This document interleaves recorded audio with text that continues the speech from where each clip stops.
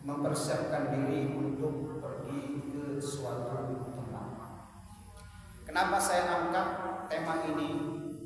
Hadis yang populer dan familiar di dalam kita, la tushaddu rihal illa ila thalathati masajid, Masjidil Haram wa Masjid Hada wa Masjidil Aqsa.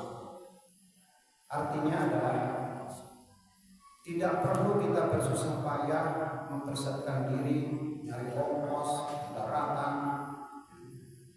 kecuali ke 3 masjid, yaitu Masjidil Haram, masjid saya, Masjid Hada atau Masjid Nabawi, dan Masjidil Aqsa. Hadis ini menurut ulama Saudi kemudian diikuti oleh sekelompok ustaz-ustaz di Indonesia.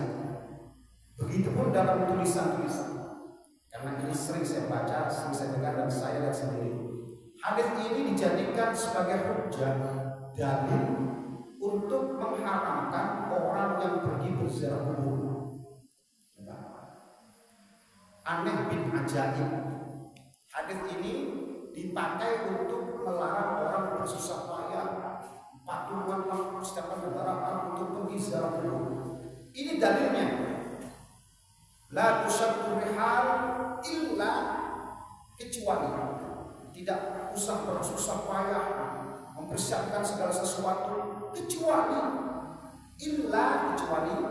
ila thalathati masajid, ke 3 masjid. Kalau 3 masjid boleh, Masjid Haram, Masjid Nabawi, dan Masjid Aqsa. Sekarang kita akan bahas secara komprehensif tentang hadis ini yang dijadikan sebagai landasan untuk tidak diperbolehkan orang berziarah kubur, entah itu Tuan Solo, entah itu manapun, termasuk di mana kuburan Rasulullah SAW. Ini hati-hati, pemahaman ini salah menempatkan dalil, melarang orang untuk berziarah kubur dengan menggunakan dalil ini, dan itu banyak ditulis, banyak saya baca dan saya dengar dari pusat-pusat Indonesia ada sekelompok yang mengharapkan berziarah kubur dengan menggunakan hadis ini. Nah sekarang akan kita bahas kemana arahnya hadis ini. Saya berniat untuk memberikan pencerahan, penjelasan yang sekiranya tepat untuk difahami tentang hujjah hadis ini. Karena hakikat hadis ini bukan untuk larangan ziarah kubur. Ya. Karena banyak orang-orang tertipu, diceramai, didoktrin, tidak boleh ziarah kubur, boleh ke sunan-sunan atau ke kuburan manapun. Bersusah payah mungkin kendaraan, sangunya, segala-galanya, kecuali kalau kamu pergi ke 3 masjid, yaitu Masjid Haram, Masjid Nabawi, dan Masjid Aqsa, itu boleh, tapi yang lain tidak boleh, termasuk ke kuburan. Nah, nanti kita akan bahas. Saya ini sudah di akar juga sudah memberikan pencerahan seperti ini, karena masalah kalau sudah kan dalilnya ini yang haram untuk ziarah kubur, dalilnya ini, padahal ini bukan dalilnya sama sekali, tidak sesuai dengan porsinya, tidak proporsional, salah kaprah, jauh panggang dari api. Makanya kita akan bahas ini, sebab nanti banyak orang-orang di Indonesia, orang-orang awam juga terpengaruh, mereka yang melarang ziarah kubur dengan menggunakan hadis ini. Nanti kita akan bahas sampai selesai hadis ini, kemana arahnya, tujuannya apa, dan seharusnya untuk apa dipakai untuk apa. Sebab tidak boleh kita membawa hadis Nabi Rasulullah SAW disampaikan, diletakkan bukan pada tempatnya. Itu namanya pendustaan terhadap Rasulullah SAW. Oke? Hadisnya dari Abu Hurairah radhiyallahu anhu. Hadisnya sahih kan? An Abi Hurairah radhiyallahu anhu an Nabi sallallahu alaihi wasallam qala la tushaddu rihal illa ila 3 masajid. Saya sudah tadi setir. Tidak usah membebani kalian sebuah perjalanan kecuali ke 3 masjid, Masjid Haram, Masjid Rasul, dan Masjid Aqsa. Bukhari sahih. Yukhti'u katsirun minan nas fi fahmi hadis la tushaddu rihal di atas tadi. Banyak orang salah memahami, keliru memahami hadis tadi. pemahamannya keliru, hadisnya benar, pemahamannya keliru. Saya ambil kitab ini dari sebuah kitab yang bernama Manhajus Salaf fi Fahmin Nusus Bainan Nadhariyati wat Tatbiq. Artinya apa, Pak? Artinya tahu? Cara pandang salaf, ulama salaf, cara pandang ulama salaf fi Fahmin Nusus dalam memahami teks-teks suci baik Al-Qur'an maupun Sunnah, Bainan Nadhariyati wat Tatbiq, baik antara teori, nadhariyah teori, wat tatbiq dan aplikasinya. Itu bahasanya kalau ya antara teori dan aplikasinya. Tatbiq. Nih, bagaimana cara ulama salaf memandang hadis Nabi tentang la tusyabbu bihal. Jadi jangan terpengaruh dengan LC, MA gitu ya. Di belakangnya LC, MA, terus ngasih doktrin begini, salah ikut LC, buat FC, luar negeri. LC. Saya juga LC, Pak. Lulusan Cirebon. LC. Lulusan Cirebon. FA, S2. Saya tidak S2, Pak. SD dan SMP. Memang saya tidak SMA, tidak ada. Saya pas SMP harus memulangkan juga. Fayastadilluna, banyak orang keliru memahami hadis ini. Fayastadilluna bihi ala tahrimi syaddir rohani li ziyaratin Nabi sallallahu alaihi wasallam. Karena pada asalnya orang ini berdalil, fayastadilluna bih, mereka beristidlal, mengambil dalil dari hadis ini ala tahrimi syaddir rahli li ziyaratin Nabi, untuk melarang orang syaddir rahli, bersusah-susah payah menuju ke ziarah kuburan Nabi sallallahu alaihi wasallam. Kalau ada orang umroh, orang haji tidak masalah. Mereka tujuannya memang untuk haji dan untuk umroh, datang ke Masjid Nabawi terus ziarah, tidak terbebani. Tapi kalau orang ujug-ujug datang ke Masjid Nabawi, ke kuburan Rasul, itu tidak boleh, haram hukumnya dengan melandaskan hadis ini. Nah, kalau tentang hadis sunnahnya ziarah kubur banyak. Nah ini nih mereka pakai hadis ini untuk melarang ziarah kubur. Awas. Waya tabiruna, mereka menganggap annas safar, bahwa bepergian bidzalika safaru maksiatin.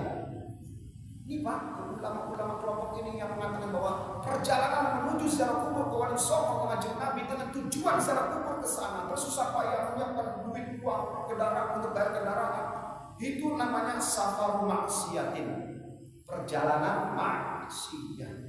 Kurang ajar banget. Saya greget kalau bukan tempatnya hadis dipakai untuk melarang orang ziarah kubur. Hadis tidak ada kaitannya sama sekali. Mereka berlandaskan hadis ini.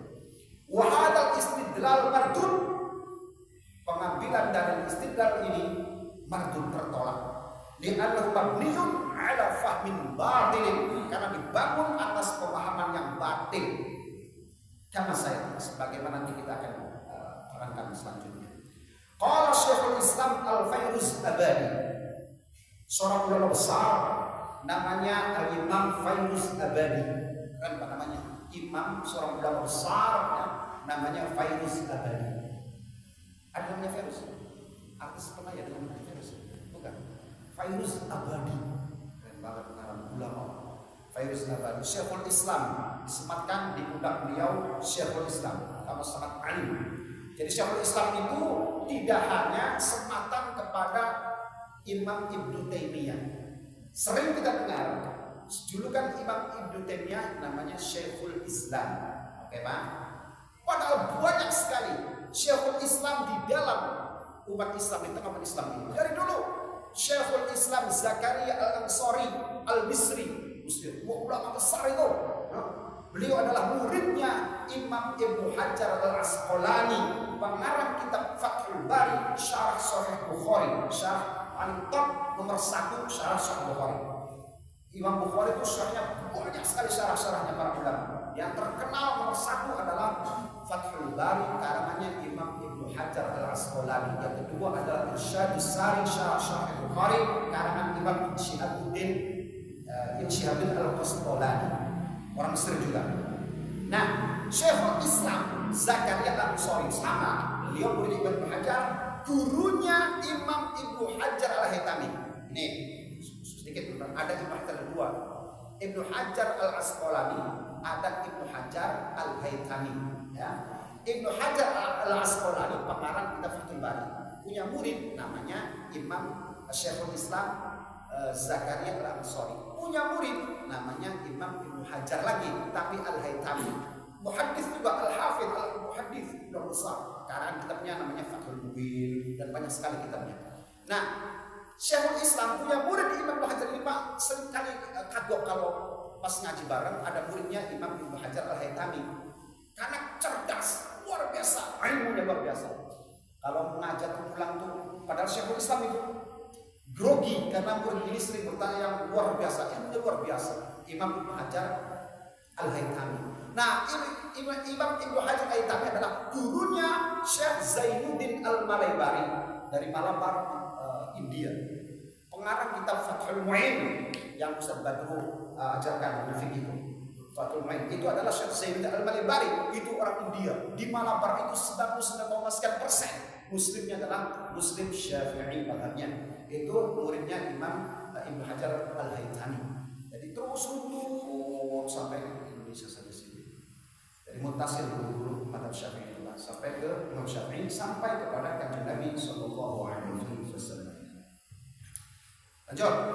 Qala Syekhul Islam Al-Fayruz Abadi rahimahullah taala, amma hadithu la tushaddu rihal illa ila thalath masajidah fala dilalata fihi 'ala nahyi 'an ziyarah. Tidak ada dalil atau bukanlah dalil sama sekali 'ala nahyi, larangan 'an ziyarati, tentang ziarah kubur. Sama sekali hadis itu tidak menunjukkan larangan orang ziarah kubur. Bal huwa hujjatun fi dzalik. Wa man ja'alahu dalilan 'ala hurmati ziyarah, barang siapa yang menjadikan hadis tadi sebagai dalil pengharaman ziarah kubur, faqad a'dhamul jara'ah 'ala Allah wa rasulih. Dia telah berbuat dosa kepada Allah dan Rasul. Karena Rasul tidak pernah dengan hadis tadi itu mengharamkan ziarah kubur. Justru ziarah kubur itu hukumnya sunnah. Bahkan saya waktu tes ke Qatar ditanya, ma hukum ziarah kubur? Saya waktu tes berangkat ke Qatar, salah satu pertanyaan adalah bagaimana hukumnya ziarah kubur? Saya jawab, ziarah kubur sunnatun mu'akkadatun. Dikasih mu'akkadahnya. Sunnah mu'akkadah, iya. Ada dari buku kata pengetesnya. Yang pengetes dari Qatar ya.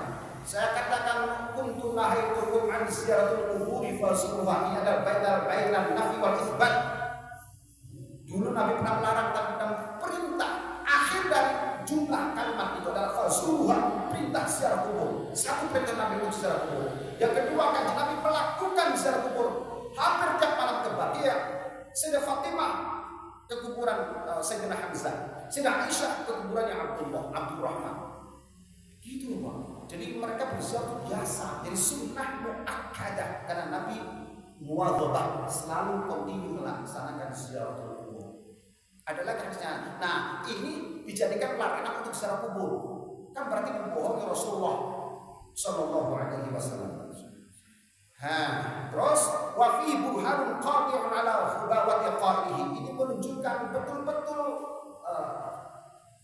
pendeknya pemahaman mereka yang melarang itu. Wa qusurihi, dan dangkalnya pemilikan mereka an laini darajati kaifiyatul istinbat wal istidlal. Bagaimana mereka menyimpulkan hukum dan istidlal. Istidlal pengambilan dalil, istinbat penyimpulan hukum. Bagaimana bisa mereka menyimpulkan dan membuat satu kesimpulan hukum melarang ziarah kubur dengan hadis ini.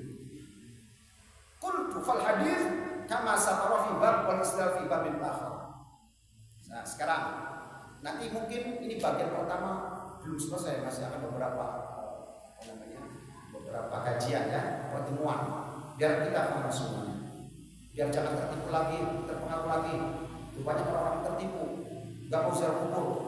Dalilnya mana? Wah, usah hal, aduh pakai dalil itu tuh nggak ada kaitannya sama sekali. Gue usah ngomong gitu, LC, iya gue LC buat apa? Itu salah besar itu pakai dalil itu. Masa awam jadi gak mau lagi ziarah kubur, padahal itu ada sunnah mu'akkadah dalam agama. Akhirnya mereka mundur tidak mau ziarah kubur gara-gara ditakuti oleh hadis yang ternyata bukan pada tempatnya. Mereka mengharapkan hadis ziarah kubur dengan menggunakan ini. Wal bayanu dzalik huwa anna qawlahu, bahwa dawuh Nabi la tusyaddu rihal illa ila thalath masajid. Sampai harus pahami dulu kalimat-kalimatnya. Kita akan bahas dari ilmu bahasa, ilmu nahmunya, biar kita paham. Kajian Nabi tidak mungkin dan tidak mungkin, mustahil Nabi salah di dalam menempatkan kalimat-kalimatnya. Itu yang harus kita tahu, bahwa Nabi itu adalah afsahul Arab, orang paling fasihnya orang Arab dalam berbahasa, tidak mungkin salah. Makanya saya harus pahami dulu kalimatnya. La tusyaddu rihal illa ila thalathati masajida, Masjidil Haram, Masjidil Nabawi, dan Masjidil Aqsa. Ya, la tusyaddu rihal illa, kecuali ila thalathati masajid, ke 3 masjid, kecuali ke 3 masjid. Itu kalimatnya. Sekarang bagaimana cara penjabaran kalimat-kalimat tadi? Ja'a 'ala al-uslub al-ma'ruf 'inda al-lughawiyyin. Kita populer sekali di kalangan orang-orang ahli bahasa, ya, ahli bahasa lughawi. Sebuah uslub namanya uslub istithna. Apa Pak? Uslub istithna, pengecualian. Istithna, jangan istijab, tidak. Istijab macam bohong, istithna. Ya, oke, istithna namanya uslub istithna. Ini dari pakar bahasa. Ya, dalam ilmu bahasa ada istilah begitu. Wa hadza yaqtadi wujud mustathna wa mustathna minhu. Dalam kaidah ilmu kebahasaan, dalam bahasa itu ketika ada uslubul istithna, maka yang menjadi objeknya adalah ada mustathna dan ada mustathna minhu. Illa, ini namanya istithna, Pak. Istithna, illa, kecuali. Harus menyertakan, menyesuaikan antara mustathna minhu dan mustathna. Mustathna minhu adalah kalimat yang jatuh sebelum illa, yaitu la tusaddu rihal, ya. Illa, terus illa thalathati masjid. Kalimat yang setelahnya illa adalah mustathna. La. Sebelum kalimat illa, jumlah lafal itu namanya mustathna minhu. Illa istithna. Mustathnanya adalah kalimat yang jatuh setelahnya. Paham ya? Paham gak nih? Cici Pak ya? Paham gitu. Supaya kita paham nanti kajian selanjutnya gitu. Biar disesuaikan.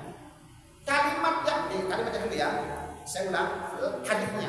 La tusaddu rihal illa ila thalathati masajidah. Kalimat la tusaddu rihal namanya mustathna minhu.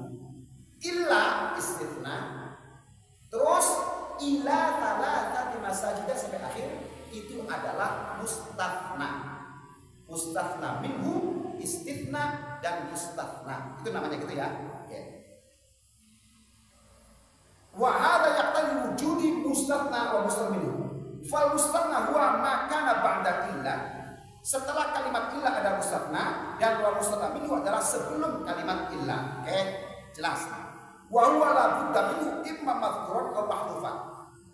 Maka keduanya bisa jadi atau bisa antara mustathna minhu dengan mustathna itu mawjud, ada kalimatnya, ada juga yang tidak ada salah satu kalimatnya. Kalau tidak ada satu kalimatnya, maka harus ditakdirkan, dikira-kirakan yang sesuai. Kalau mustathna minhu nggak ada, maka harus disesuaikan dengan mustathnanya. Apa yang sedang dibicarakan? Kalau tidak ada nih Pak, pengertian yang sebelum kalimat illa hilang pengertiannya yang lebih spesifik, maka dia harus menyesuaikan dengan mustathna yang dibicarakan setelah kalimat illa. Oke, lihat. La tusaddu rihal, tidak usah pergi membebani kita dengan apapun itu ya. Illa kecuali tidak diomongkan pergi kemana nya, nggak ada nih. Oke. Illa kecuali ila thalathati masajid. Di sini ada mustathnanya, ada kalimat 3 masjid. Tapi sebelumnya kemana? Nggak ada. Namanya mustathna itu tidak muncul di sini nih. Maka dicari nih yang sesuai dengan mustathnanya. Oke ya. Nah, supaya paham. Udah boleh remeng-remeng ya, remeng-remeng. Lalu satu hal, nggak boleh berpayah-payah. Tapi nggak ada apa-apa di situ tuh. Kecuali langsung kecuali. Ketiga masjid. Nah, maka yang pertama harus sesuaikan nih. Apa yang pantas untuk mustasnanya, ya mustasnanya setelah ini. Gitu. Wa hadza muqarrarun, dan ini adalah sebuah ketetapan kaidah dari para pakar bahasa. Harus wujud. Wa idza nazarna ila hadzal hadis, kalau kita beramal-amal merenungi pada hadis ini, wajadna, kita akan temukan annahu qad jaa fi at-tasrih bi dzikril mustathna. Kita tahu ada mustathna, yaitu apa? Thalathati masajidah. Ini mustathna, ya illa thalathati masajidah. Ini mustathna namanya. Tapi mustathna minhu tadi disebutkan la tusaddu bihal. Apa di situ? Tidak boleh berpergian kemana? Enggak ada di situ. Langsung istilahnya kecuali. Nah, berarti harus ada kira-kira kemana nih? Kalau misalnya jangan pergi ke masjid kecuali ketika masjid, pantas nggak? Pantas sekali itu kan? Jangan pergi ke kuburan kecuali ke masjid, nggak pantas sama sekali. Nah, makanya nanti kita akan kita cocokkan mana yang pantas untuk melengkapi kalimat susunan hadis tadi ini.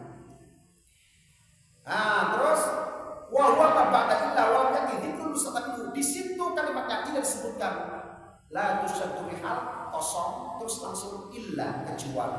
Nah, maka harus ditakdirkan apa ini yang kosong nih. Gak boleh berpayah-payah terus kecuali. Nah, apa ini sebenarnya? Kita harus sesuaikan dengan pesanannya nanti. Fa in faradna anna mustaqbil muqabbur. Nah, sekarang kalau kita letakkan kuburan, la tusyaddu rihal ila qabrin illa thalathi masajidah. Tidak usah berpayah-payah sangu patungan, nyiapin mobil, nyiapin pesawat, tiket, macam-macam ke kuburan kecuali ke 3 masjid. Nah, ini kata-kata yang sangat membingungkan dan susah dicerna. Kalau kita masuk ke kuburan nih, mengharapkan jalan kubur, jangan berpayah-payah ke kuburan kecuali ke masjid. Nah, ini padahal tadi tidak ada tuh kalimat kuburan, kosong. Kita sesuaikan nanti antara mustaqbil dengan mustaqna. Sekarang mustaqbilnya nggak ada, maka kita harus takdirkan apa yang pantas. Wa hadha siyaq ghayur fi adamil intizami. Kalau kita terapkan kalimat kubur di situ sebelum kalimat illah, maka itu merusak intizamil kalimat. Itu merusak susunan kalimat atau pemaknaan. Wa ghairu laik, dan tidak sesuai, tidak cocok bil balaghatin nabawiyyah, ya, dengan kalimat balaghah seorang Rasul sallallahu alaihi wasallam. Fal mustathna ghairu dakhilin dhamir al mustathna minhu. Di mana antara mustathna minhu dengan mustathna tidak sesuai. Kalau mustathna minhunya kalimat kuburan, sedangkan mustathna itu adalah masajidah, maka tidak ada kesesuaian. Wal aslu ay yakuna al mustathna min jisnil mustathna minhu. Pada dasarnya, pada awalnya, antara mustathna dengan mustathna minhu itu harus sesuai. Itu kaidahnya apa? Kecuali kalau ada qarinah, indikator lain, indikasi lain yang memperbolehkan ketidaksesuaian tersebut. Ini ngajinya harus ngaji di pondok, santri. 5 pertanyaan. Sekarang sudah selesai.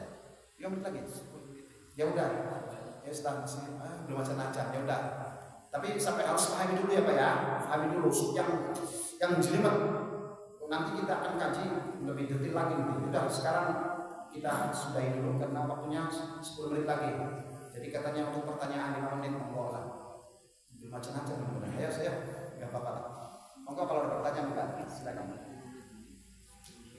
Isanya 10 menit lagi katanya. Jadi minta untuk waktu buat pertanyaan ya 5 menit, monggo silakan. Kalau ada pertanyaan dari Ibu, monggo. Ini katanya ruwet aman ngaji dalam ini ngaji pondokan ini. Sampai harus belajar membuka wawasan. Kalau ngaji jiping mengkampung kadang-kadang ada supaya ya ada yang bertanya monggo. Mangga. Ya, ziarah kubur itu kita datang ke kuburan mengunjungi. Ziarah itu artinya mengunjungi. Kata Nabi, ziarah kubur itu adalah tudzakirul akhirah, ya. Akan bisa memberikan efek kepada kita, mengingatkan akhirat kita. Satu saat kita pun akan dikubur, dipendam seperti mereka yang kita lihat. Jadi untuk Bahwa suatu saat kita pun akan seperti mereka, supaya menyadarkan kita, oh hidup ini kita tidak akan lama. Sebentar lagi kita seperti mereka. Nomor satu tuh ya, di andahan tadzkirul akhirat, untuk mengingatkan akhirat kita. Kita semua akan balik kepada Allah. Kita akan kembali kepada Allah, pulang kembali ke rumah kita, dan kita harus siap-siap untuk itu. Itu pertama. Yang kedua adalah mendoakan mereka, mendoakan orang yang sudah meninggal itu, mendoakan mereka. Siapapun itu, kita doakan. Nabi datang itu ya, assalamualaikum doa loh Pak. Assalamualaikum ya darul qaumin mu'minin wa inna insyaallah bikum lahiqun. Itu kan Nabi kan. Assalamualaikum ya ahlul qubur, assalamualaikum ya ahlul diyar. Macam-macam itu. Semoga keselamatan atas kalian senantiasa. Gitu kan. Ya darul qaumin wahai rumahnya orang mukmin gitu. Wa inna ila rabbina lamunqalibun. Mana nih? Ya darul qaumin wa inna insyaallah bikum lahiqun. Insyaallah nanti saya juga, kami juga akan bertemu dengan kalian. Lahiqun, akan mati juga seperti kalian. Gitu ya.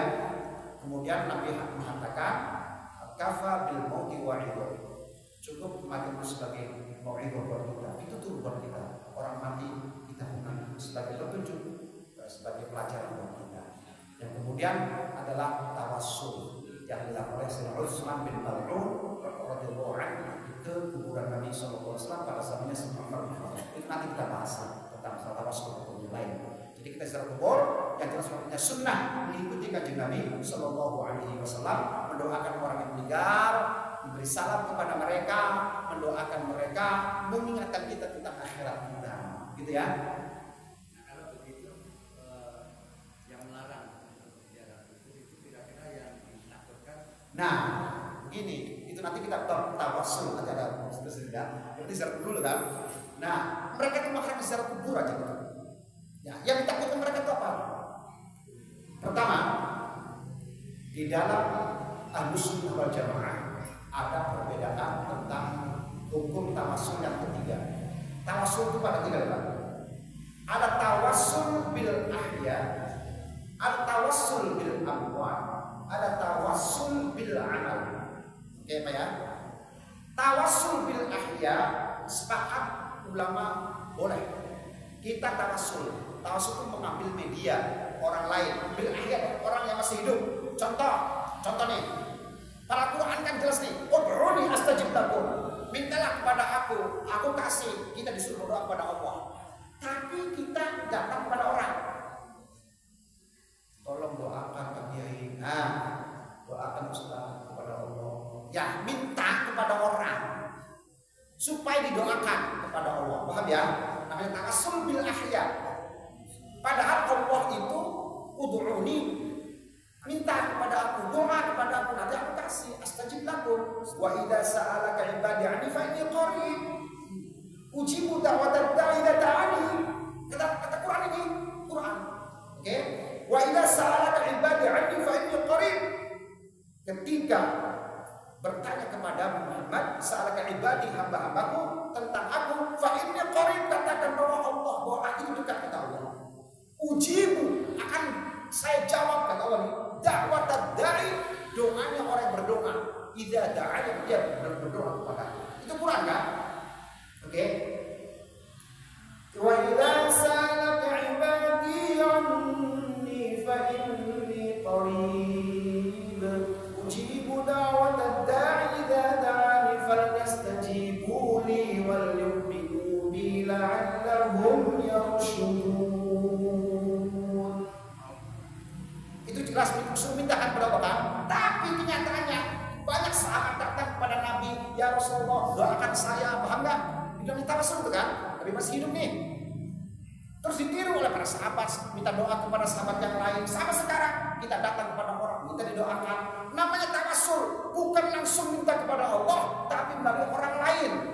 Ya, datang kepada orang, datang kepada Nabi, sahabat ke sahabat, orang awam ke orang soleh, minta didoakan. Padahal Allah tadi memerintahkan supaya kita doa kepada Allah kan langsung. Ya tapi kok karena Nabi juga mencontohkan, ya tawassul itu Pak. Tawassul itu pada orang hidup, dan ini disepakati boleh oleh seluruh para ulama. Tawassul bil ahya. Yang kedua, tawassul bil amal. Ini juga sepakat seluruh ulama sepakat boleh bertawasul dengan amal soleh. Dicontohkan hadis Muslim sahih, ada 3 orang masuk gua, terjebak dalam gua, tertutup oleh batu, kan begitu nih. 3 orang itu bertawasul, ya Allah, dulu saya punya orang tua, kan gitu ya. Saya tuh banyak panjang hadisnya, memberi susu, minum susu terus orang tuanya, sampai saya ketiduran di luar alam. Ya Allah, andaikan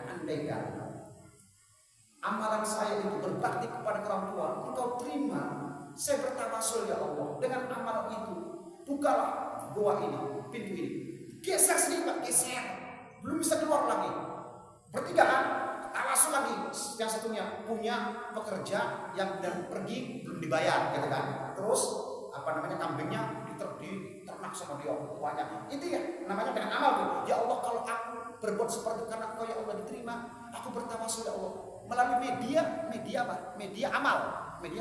Aku bertawasul kalau Kau terima amal itu, ya Allah bukakan pintu ini, geser lagi, kan begitu. Ada 3 itu. Itu namanya tawasul bil amal. Sampai yang dibaca Quran. Al-Fatihah. Ya Allah, itu aku bertawasul dengan baca Al-Fatihahku yang aku baca ini ya Allah. Tawasul itu media. Jadi media apa tadi? Ya Allah, mudah-mudahan Kau sampaikan pahalanya kepada bapakku, ibuku. Ya Allah, semoga usaha lancar. Ya Allah, semoga anakku lulus dalam ujian dengan berkah amal tadi. Tawasul dengan amal tadi, baca Quran, baca Fatihah, macam-macam. Itu tawasul dengan amal itu, Bang. Semua ulama sepakat. Makanya jangan sampai lupa kalau sama sedekah. Sedekah ya Allah, aku tawasul dengan amalku ini. Kalau Kau terima, maka kabulkanlah ya Allah hajatku. Aku butuh usahaku lancar ya Allah. Aku butuh gini. Begitu tawasul itu hak. Soleh itu boleh disepakati oleh ulama seluruh dunia lintas mata. Bertawasul dengan amal soleh. Ya ayyuhalladzina amanu taqullaha wabtaghu ilaihi alwasilah. Capai Allah, capai hajatmu, penuhi hajatmu dengan cara wasilah. Berwasilah, capai wasilah dengan amal soleh. Jangan minta kepada orang soleh, kita doakan gitu ya. Ya ayyuhalladzina amanu taqullaha wabtaghu ilaihi alwasilata wajahidu fi sabilihi la'allakum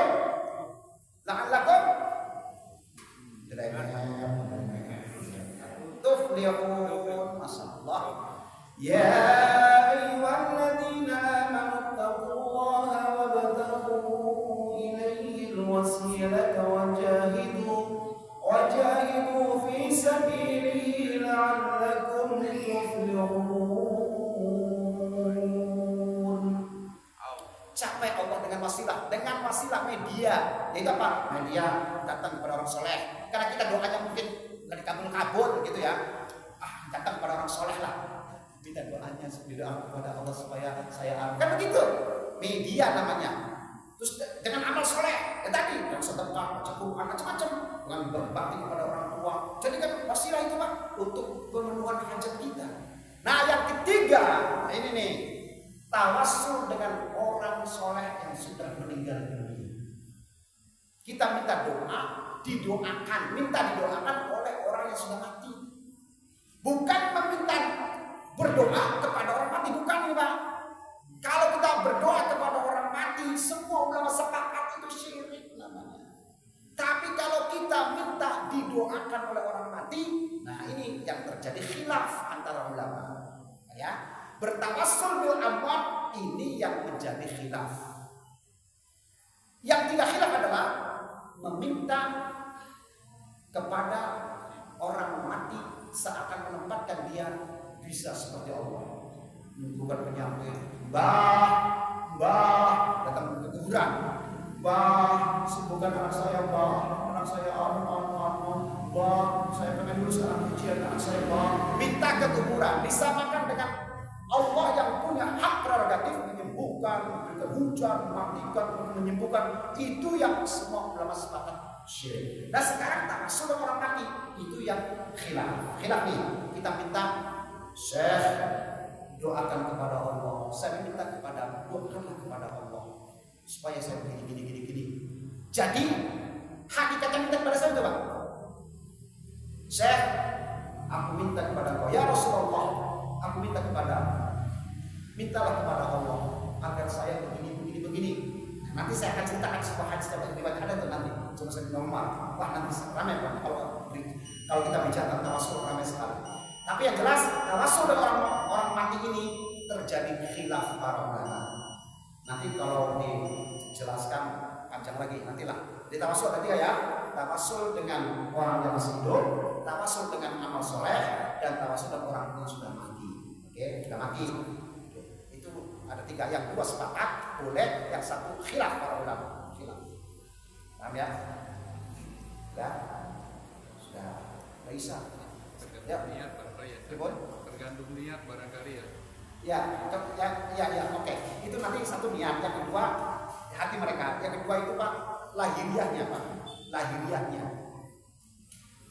Karena kita nih paham nih sering lagi. Sana minum Panadol supaya sembuh sakit kepalanya. Paham nggak? Panadol apa Gusti Allah yang nyembuhin sakit kepala? Hakikatnya siapa? Panadol apa Gusti Allah? Tapi kata-kata kita sering keluar begitu kan? Lalu apakah kita langsung menjudge seseorang itu menjadi syirik? Kan nggak bisa, nggak boleh kayak gitu. Karena seperti Bapak tadi, hatinya kan begitu kan? Ke dokter suntik biar sembuh. Emang suntik yang menyembuhkan, dokter yang menyembuhkan, bukan Allah. Tapi kalimat itu, kata-kata itu sering kita keluar dari kita. Tapi apakah kita langsung mengecap bahwa itu adalah kata-kata yang syirik? Minum Bodrek, obat flu, Mexret, supaya sembuh mencretnya. Yang mencret itu sembuh dari bukan Allah yang menyembuhkan. Nah ini kata-kata ini kan sering kita lakukan, tapi tidak menjadi sebuah pegangan bagi kita agar kita orang itu adalah syirik. Atau orang yang berkeris, mandiin keris, syirik. Jangan dulu. Orang mandiin keris ke syirik. Ya kaitannya gak ada kaitannya. Orang bakar menyan, syirik apa? Oh, itu syirik. Di Indonesia itu ada menyan muter-muter. Kalau di Arab, di Qatar, oh masya Allah tiap hari bakar menyan. Cuman bukan baunya, apa namanya? Bukhur. Ya bukhur. Itu tuh kalau bisa tuh menyan. Bisa susah nyari bukhurnya di sana. Ada menyan aja para wali dulu, para wali. Oh di sini menyan, orang bakar menyan syirik. Di sana bakar bukhur ya oke saja. Sama. Di sana bukan menyan memang adanya bukhur. Lah kalau bukhur bisa juga kalau banyak pakai bukhur wangi kan. Oh, ujung syirik jangan dulu mengklaim orang jatuh pada kesyirikan. Hati-hati, oh syirik itu kafir itu bahaya, itu murtad itu berbahaya sekali. Jaga lisan kita karena belum tentu betul-betul itu syirik. Dan nanti tuduhan kita kepada orang ya kafir, kalau enggak hakikatnya enggak kafir, tuduhan itu kembali kepada pelakunya. Alhamdulillah itu malah. Makanya hati-hati jaga lisan, ya. Ya, sudah selesai. Baca doanya. Bismillahirrahmanirrahim. Allahumma inni ya astaudi'uka ma 'allamtani farudhu ilayya 'inda hajati ilayhi wa la tunsini ya rabbal alamin. Subhanakallahumma wa bihamdik asyhadu an la ilaha illa anta astaghfiruka wa atubu ilaik. Bismillahirrahmanirrahim. Wal 'asri innal insana lafi khusr illa alladziina amanu wa 'amilus shalihati wa tawassaw bil haqqi wa tawassaw bis sabr. Assalamualaikum warahmatullahi wabarakatuh.